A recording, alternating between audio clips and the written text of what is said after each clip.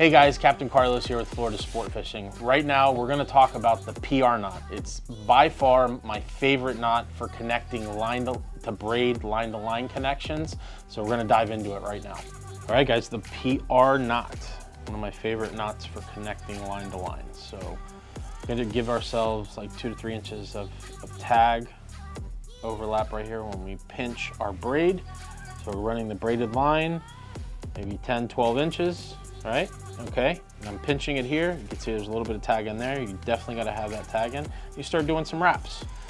We're gonna do 10 to 15 wraps. And the reason I say 10 to 15 is, depends on the diameter of the line that you're using. If you're using thin line, like 20 or 10 pound braided line, you're gonna be more towards that 15 to 20 wraps, okay? If you're using thicker braid, 50 to 80, you know, or even a little heavier, then you're gonna go closer to the 10.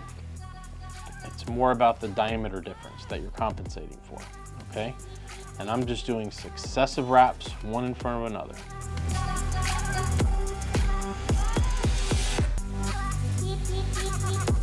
Once we got that far, all right, we're gonna flip it around. Literally just turn it around the other way, and then we're gonna start going back this way.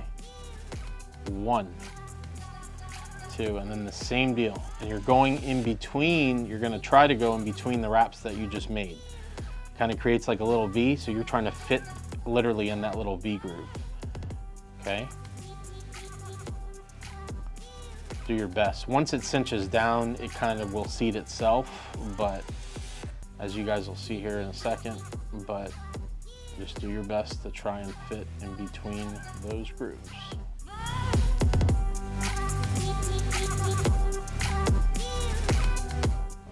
So we're here, tag end of the braid, 1, and then 2 wraps under the braid.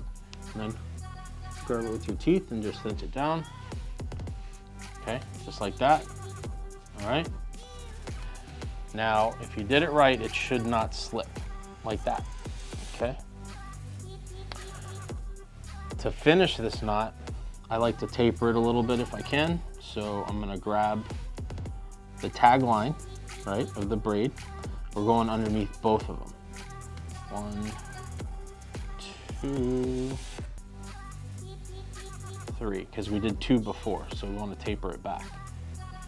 Okay, and then we're just gonna pull like that. Make sure that it sits right in front like that, so you can see it kind of unravel right in the front there. Just like that, and then we're going to trim up.